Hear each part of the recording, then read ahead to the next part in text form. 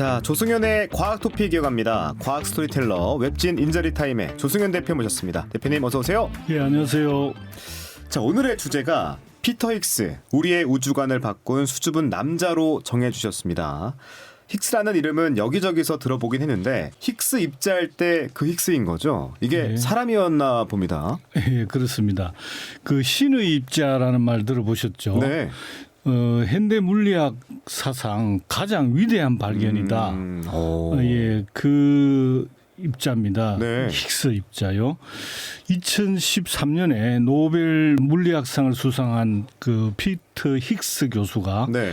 향년 94세로 이달 8일에 영국 에딘버러 자택에서 별세했습니다. 네. 오늘은 그 힉스 교수를 추모하는 뜻에서 그의 삶과 학문적 성과 그리고 유산을 여러분들과 공유하고자 합니다. 네, 2013년 노벨상 수상이면 비교적 최근이잖아요. 현대 물리학의 가장 위대한 성과다 이렇게 평가를 해주셨는데 저도 그렇고요. 이 많은 분들이 그저 힉스 입자라는 용어 정도만 들어봤을 것 같습니다. 어떤 면에서 그렇게 큰 평가를 받는지 궁금한데 하나씩 좀 풀어가 보죠. 먼저 네. 신의 입자를 발견한 이 사람 힉스 교수가 어떤 사람인지부터 좀 알아볼까요? 네. 1929년에 영국 뉴캐슬 어폰타인이라는 지역에서 태어났고요. 17세 때 런던 시티스쿨 이 대학교입니다. 여기 이제 1년간 수학을 전공했고 이듬해 킹스 칼리지 런던에 있는 킹스 칼리지에 입학했고 50년 졸업했는데 네. 수석으로 졸업했다 봅니다. 아, 수석으로. 그리고 54년에 이제 같은 대학에 대학원을 들어가서 그리고 60년부터 에딘버러 대학교 수리물리학과 교수를 했고 1980년부터는 이론물리학과 교수로 쭉 재직을 했고요. 네. 성격은 이제 굉장히 겸손하고 수줍어하는 아, 그래요? 그런 성격이었다고 네. 하고요. 나중에 나오지만 한 번도 TV를 집에 둔 적이 없다고 합니다. 그래요? 그리고 전화기도 물론 와, 그럼 세상은 거의 단절된 거 아닙니까? 그러니까 단절이라기보다도 연구실에서 연구만 하는 연구에 집중하기 위해서. 그런 분이고 네. 그리고 이분은 이제 오늘의 핵심 주제가 1964년에 네, 네. 그러니까 에덴버러 대학교 교수 시절에 힉스 보존의 존재를 예상하고 표준 모형의 주요 부분이 힉스 메커니즘을 제안했거든요. 이게 이제 이 조금 아주 이론 물리학의 어떤 뭐 첨단이랄까 아주 학부생들은 이 공부를 전혀 이 분야까지는 하지 않는 분야입니다. 그래서 아마도 당연히 일반인들이 좀 생소하죠. 그러니까 이 이름을 딴 힉스 보존, 힉스 입자라는 게 있다. 이제 그걸 예언을 했다. 이렇게 생각하시면 될 것 같아요. 네. 그리고 이 메커니즘은 또 중요한 것은 다른 질량이 있는 입자 있잖아요. 네. 우주가 발전할 때 다른 입자에 예를 들면 양성자, 중성자 있잖아요. 얘네들은 질량을 가지잖아요. 빛은 질량이 없잖아요. 네. 근데 힉스 보존이라는 놈이 얘네들한테 양성자에게는 질량을 줬다는 겁니다. 예를 들면 안개가 막 자욱하게 이렇게 있다. 이게 이제 만약에 힉스 장이라면 어느 힉스 물질이 만든 필드 그러니까 얇은 천 같은 그거라면 그 안개 속을 지나고 오면은 전체에 습기가 묻잖아요. 네. 그런 것처럼 힉스 장이 펼쳐져 있는데 그곳을 통과하면 질량이 생기는 겁니다. 그리고 얘는 질량 안개 같은 장을 형성하는 물질이다. 네. 뭐 그런 개념으로 이해하면 되겠네요. 그런 메커니즘을 소개를 했고 그런 질량의 장을 펼치는 어떤 물질이 가상의 물질이 있다. 그걸 스칼라 보존이라 했는데 나중에 정식적으로 이름이 힉스 보존으로 이제 이름 붙은 거죠. 네. 그리고 나서 2022년에 7월 4일 그러니까 이런 예언을 하고 나서 이거 찾기 위해서 유럽 핵물리 연구소 선이라죠. CERN 선에서 강입자 가속기를 이제 만듭니다. 무려 네. 100억 달러를 투입해 가지고 그래서 2008년에 가동을 시작했는데 2012년에 비슷한 게 발표됐다. 그런 발표를 했고 더 열심히 조사를 해보니까 이게 확실하다. 그래서 이듬해 3월 14일 날 그게 힉스 보존이다. 이걸 확인 발표했고요. 그래서 전 세계 언론에서 뭐 신의 입자다, 신의 입자 발견 이래가 대서 특별됐죠. 네. 이듬해 2013년에 노벨상을 받게 되죠. 그리고 같이 받은 사람이 프랑스의 프랑스와 앙글레르와 함께 이제 공동 수상했고, 그리고 2006년에 이제 교수직에서는 은퇴했고요. 그러면서 명예 교수로 있었고 영국의 왕립학회 펠로우면서 영국 물리학회 명예회원, 뭐 컴패니언 오브 아너 서훈을 받고 물리학자로서 생전에 아주 영예를 누렸습니다. 그리고 무엇보다도 힉스 교수는 우리가 우주를 이해하는 방식에 혁명적인 변화를 가져다 준 물리학자다, 이런 평가를 받습니다. 네, 평생을 물리학자로 승승장구했다라고 생각하면 되겠습니다. 힉스 입자가 발견된 게 2012년, 이분이 82살 때인데 힉스 메커니즘을 제안한 지 49년 만이더라고요. 살아생전에 자신의 예측이 실제로 확인이 되고 그걸로 노벨상까지 받으셨으니까요. 학자로서는 그야말로 모든 걸 누리셨다, 이렇게 볼 수 있겠는데, 자, 이 위대한 과학자가 예측해냈다는 힉스 보존이 뭔지 이제 조금 더 어려운 이야기로 한 발 더 들어가 보죠. 그런데 우선 이 보존이 무슨 뜻일까 해서 찾아봤는데 한자가 아니더라고요. 그렇습니다. 네, 예. 우리가 흔히 하는 보존이 아닌 느낌. 예. 네. 요 답을 하기 전에 이제 물리학자로서 평생 승승장구했다, 이 말은 본인은 그렇게 생각하지 않아요. 아, 그래요? 예. 내가 그 힉스 보존을 예언한 논문을 쓰고 나서 이룬 게 없다. 그리고 이론 물리학을, 입자 물리학을 따라가기에는 너무 힘들더라. 그런 이제 얘기를 했어요. 스스로가. 네. 네. 그리고 실제로 독보적인 그 논문은 그 이후에는 없습니다, 사실. 그러나 그 계속 연구하면서 그 논문 쓰고 난 이후에 계속선에서 실시하는 가속기 충돌 실험의 결과들을 조사하는데 참여하기도 하고 지켜보고 그 이론 물리학을 계속 따라가는데 많은 노력을 했지만 학문적인 연구 성과는 큰 게 없었다. 그리고 그걸 남들한테도 그렇게 나는 힘들었다, 따라가기 힘들었다, 그렇게 이제 얘기를 했죠. 그래서 네. 학문적으로 승승장구는 아닌데, 한 거는 아닌데 노벨상 대우를 이제 여러 가지 회원이라든지 그런 어떤 위대한 업적을 쌓은 성과를 거둔 물리학자로 대접은 그렇게 받았습니다. 그러나 이 사람은 그런 걸 어디 자랑하고 하는 게 아니고, 네. 뭐 그 동네 그 아저씨처럼 살았다고 해요. 아주 소박하게. 예, 그런 면이 한편으로 더 존경스러운 일이죠. 그렇죠. 그 보존이라는 것은 여기 이제 찾아보셨네요. 인도 물리학자 사티엔드라 나트 보스 이름을 딴 건데, 이분이 유명한 거는 아인슈타인하고 같이 일한 것 중에 이제 아인슈타인 보존 응축이라는 게 있습니다. 이 절대온도 0도 가까이 가면 물질이 어떻게 행동하나 뭐 그런 건데, 입자 중에 질량이 있는 입자, 또 질량이 없는 입자, 또 스핀이 있는 입자, 없는 입자, 스핀이 홀수인 2분의 1, 2분의 3 이런 입자, 0인 입자, 이렇게 이제 나눠지는데, 하여간 보존은 한자가 아니고 이제 BOSON 보존이고, 그 입자의 형태 중에 하나다. 빛이 그 대표적이다. 네. 이렇게 이제 아시면 될 것 같아요. 그러니까 힉스 보존이라는 것은 네.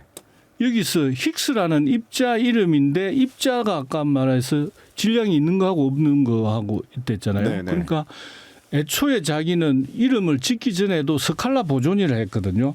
스칼라 양을 가진 보존이다. 그러니까 질량이 없으면서 스핀이 0이고 서로 이렇게 다른 힘을 매개하는 입자다. 이렇게 이미 성격을 이제 그렇게 보존의 성격을 가진 입자라는 걸 예언을 했다는 거거든요.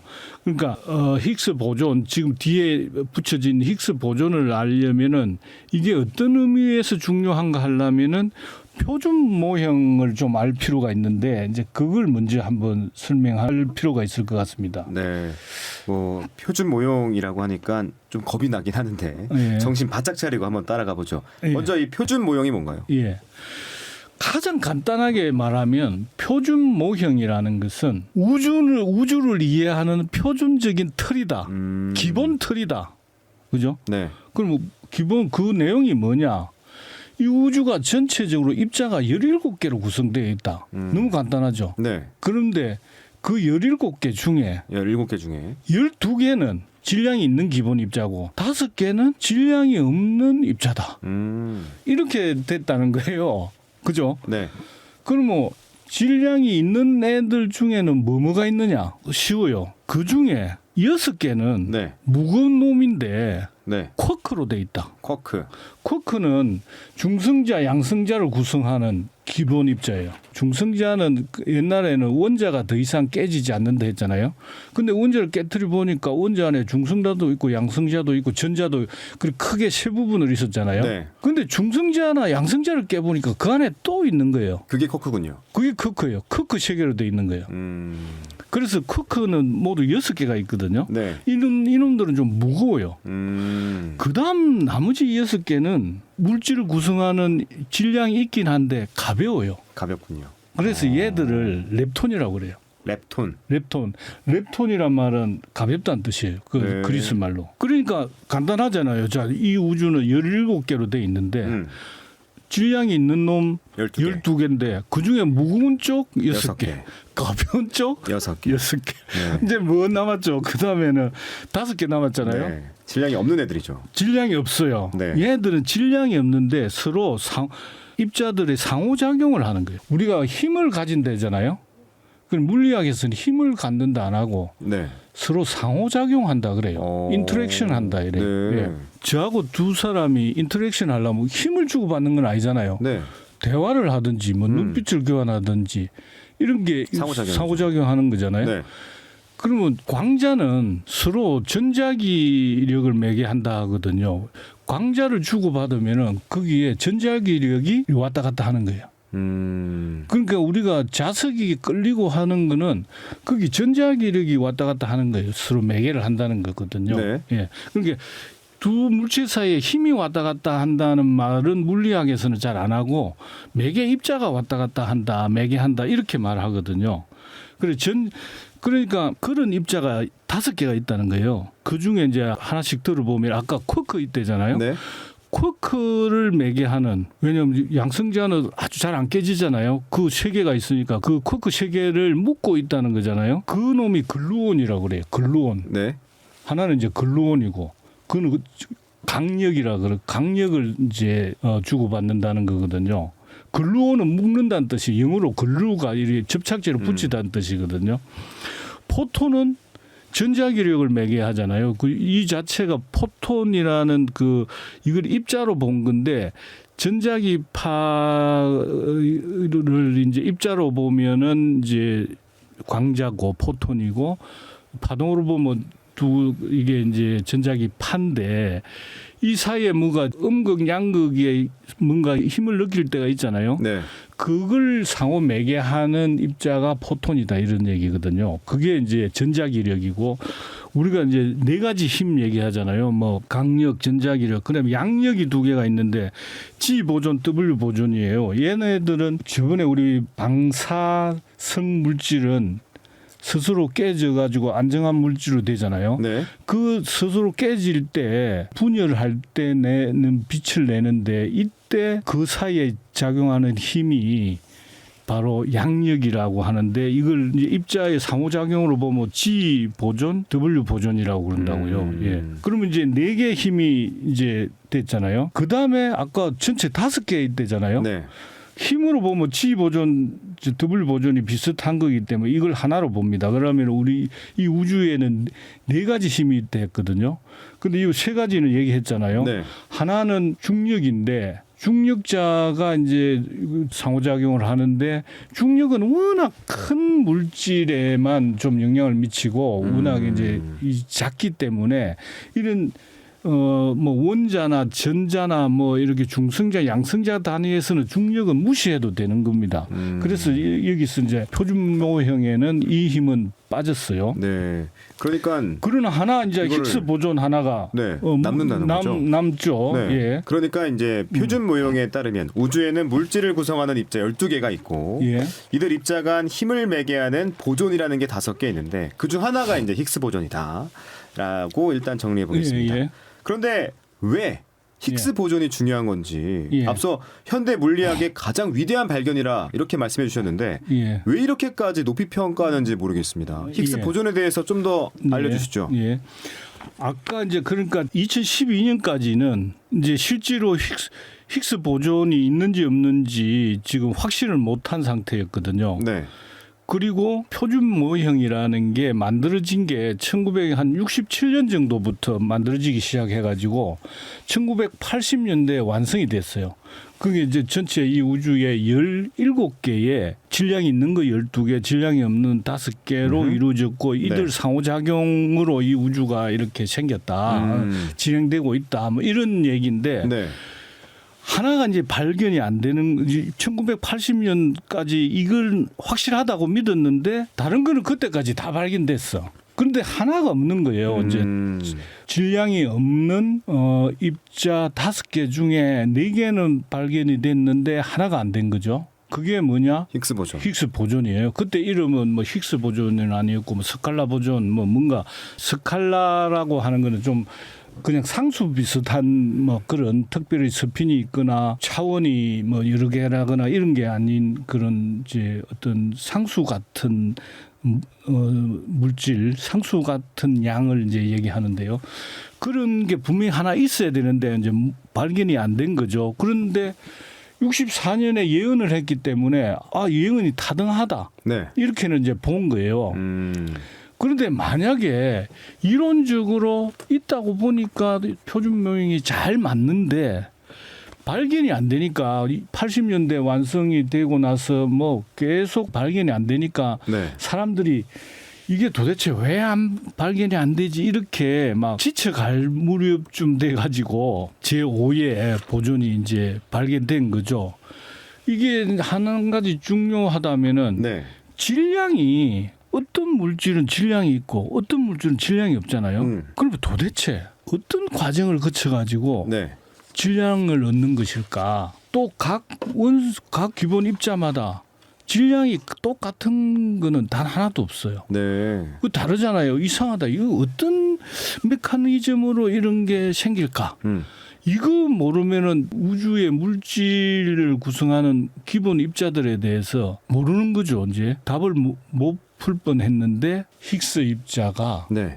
그 답을 제시해 준 거죠. 힉스 보존이 그 입자에게 질량을 던져준다고 했으니까 씌워준다는 표현이 맞죠. 이렇게 씌워준다. 그렇기 때문에 이 발견은 그 어떤 우주의 비밀을 벗겨준 것이고 네. 또 이게 발견됨으로 해서 전체 17개의 우주를 구성하는 입자들을 다 그 맞추는 퍼즐을 완성해 준 거기 때문에 그러니까 뭐 역사상 어떤 입자 하나 발견이 이보다 더 중요했던 적은 없었죠. 예.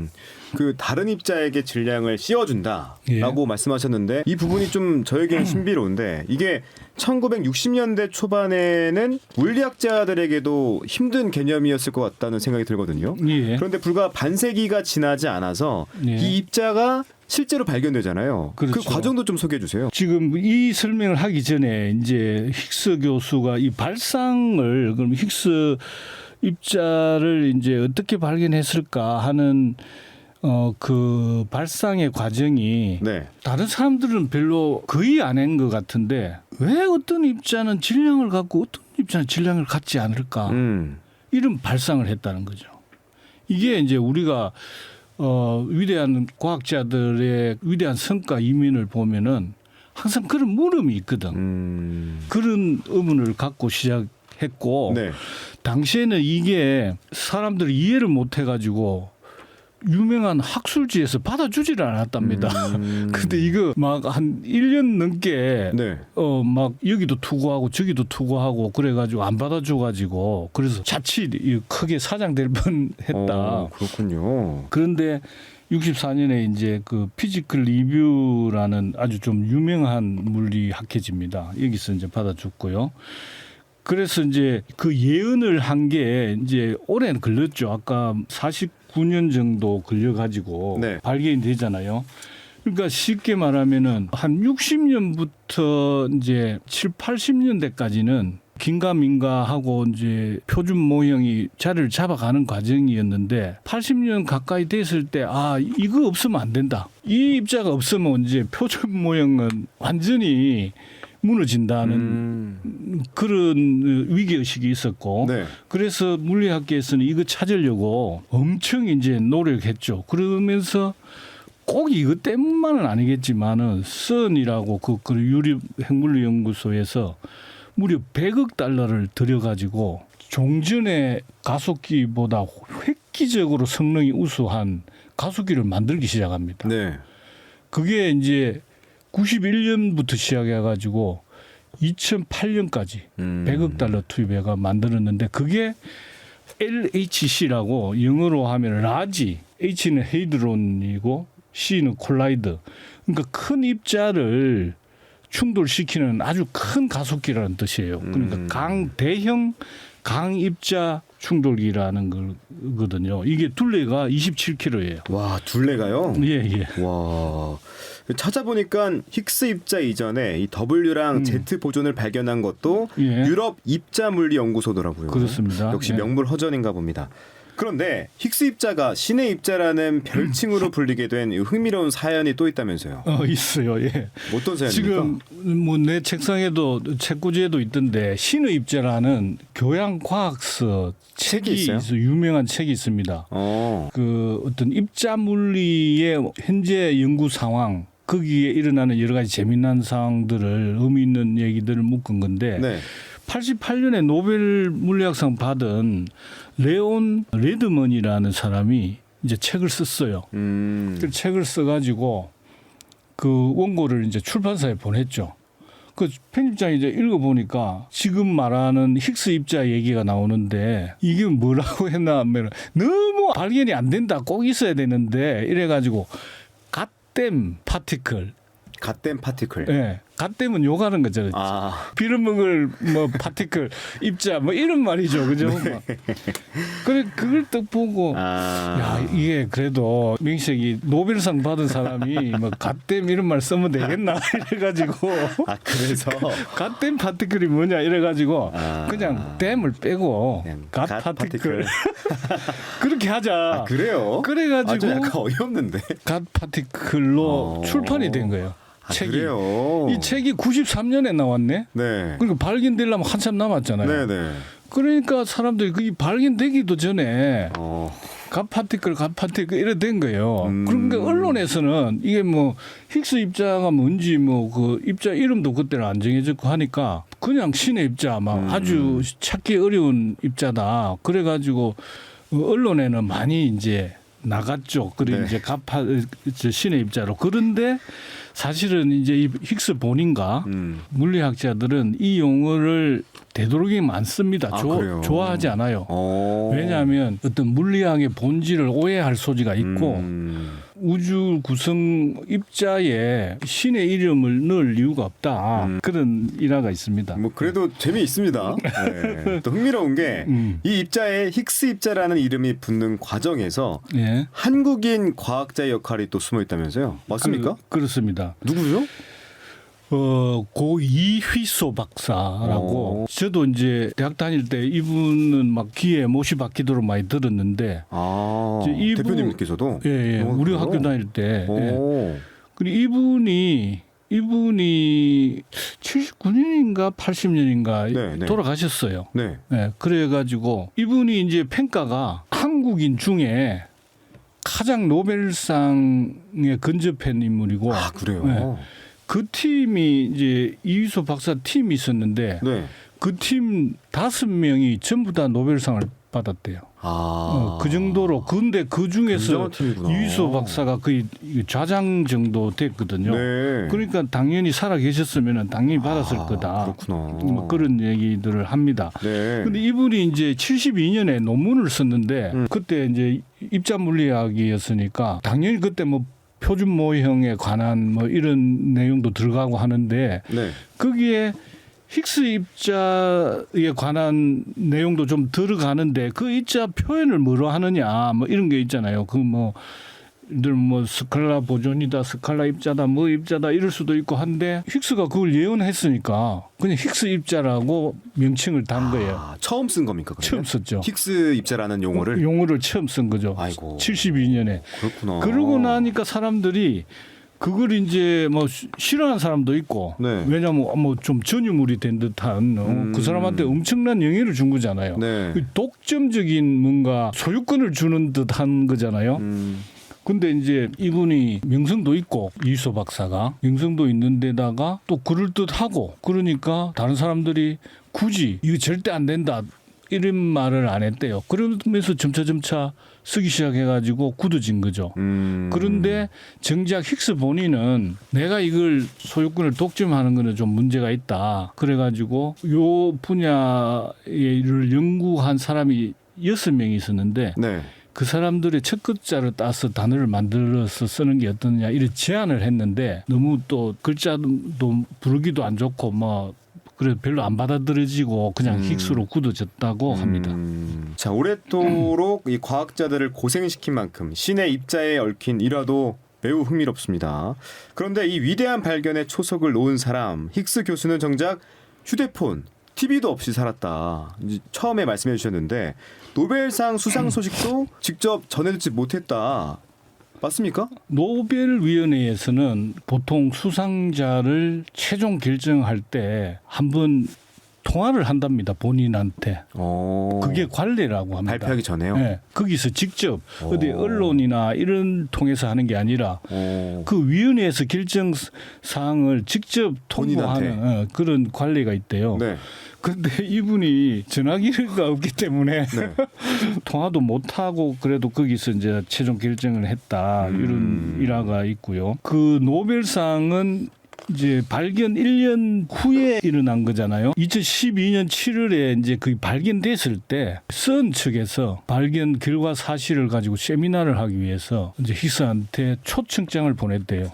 거기 좀 참여해달라. 네. 그때가 자기는 오히려 이제 노벨상 수상 때보다 더 이제 감동이 이제 왔다. 그래서 힉스가 이제 기차를 타고 가면서 오랜 기다림이었다. 내 생애 안에 이런 발견이 이루어질지 정말 몰랐다. 하면서 눈물을 흘렸다. 이런 게 있고요. 그래 기자가 소감을 물으니까 때때로 옳은 일을 하는 것은 매우 좋은 일이다. 이런 소감을 밝혔다고 해요. 그리고 이제 1년 후 스웨덴 왕립과학원이 이제 수상자 통보를 했을 때 받지는 못했댔잖아요. 네. 그런데 그 뒤에 어떤 자리에서 수상이 확정됐다는 소감을 묻는 자리에서는 이렇게 얘기했대요. 기다림이 끝났다는 안도감이 들었다. 예. 소감이 딱 듣고 뭐 어떤 생각이 들었느냐 그 소감에 이제 계속 기다렸을 거 아니에요. 그렇죠. 이제 그래서 기다림이 끝났다는 멋진 안도감이 말이다. 들었다. 뭐 네. 이런 말을 했다 하고 뭐 앞에도 말씀했지만 평생 TV도 이제 없고 휴대폰도 없이 살았고 수줍음이 많고 절제된 성격. 겸손하셨다고. 예, 예. 그렇죠? 그리고 명성보다 연구에 더 관심 많은 사람이었다. 이런 평가가 있습니다. 네, 그야말로 학문의 인생의 모든 걸 건 연구자의 전형과 같은 인물입니다. 자, 위대한 인물이 또 한 분 우리 곁을 떠났는데 자, 끝으로 힉스 교수가 과학계에 미친 영향과 유산을 정리하면서 오늘 방송 마무리하죠. 예. 그의 영향과 유산을 정리해보면 첫째, 그가 내놓은 이론적 예언이 있지 않습니까? 물질의 질량을 부여하는 입자의 존재. 이걸 예언했잖아요. 이게 우주를 이해하는 방식에 있어 거의 혁명적이다. 그렇지 않습니까? 그렇죠. 그전에 누구도 생각을 못했으니까요. 완전 혁명적이죠. 그 혁명은 표준 모형 완성으로 이어졌고요. 둘째를 들어보면은 그의 이론적인 예언이 49년 만에 확인이 됐잖아요. 실험을 통해 가지고 이런 사례가 전혀 없는 건 아닌데 네. 정말 자기가 이룩한 예언이 학문적인 예언이 나중에 세대를 거쳐서 나중에 이제 확인되는 그런 사례들이 있잖아요. 이제 이런 것들이 어떤 수많은 과학자 아니면 또 학생들에게 어떤 연구 동기를 부여하고 또 후세에 영감을 불어넣는 지금도 불어넣고 있다. 이런 점을 힉스의 역량이자 유산으로 볼 수 있겠습니다. 네. 그 영국의 파이낸셜 타임즈는 이제 힉스 교수의 부고란을 통해 가지고 힉스 교수는 우주에 대한 인류의 이해에 혁명을 일으킨 인물이다. 이렇게 평가했고요. 미국의 뉴욕 타임즈는 그는 걸어다니는 과학 기념비이자 에덴버러의 관광 명소였다. 그 자체가 네. 힉스 교수가 그의 학문적 업적과 인간성으로 인해 과학계와 에덴버러 시민들에게 큰 존경을 받았음을 이제 말해주죠. 즉 개인적으로 네. 힉스 교수가 예언한 힉스 보존의 발견을 고대하면서 학창 시절을 보낸 이제 물리학도로서 힉스 교수의 영혼이 평온하길 빌어봅니다. 네. 그러니까 대표님의 삶에도 한 자락 중요한 흔적을 남겼던 분입니다. 저는 이분 부고도 이제서야 확인했는데 덕분에 이 추모의 행렬에 늦게나마 동참할 수 있을 것 같습니다.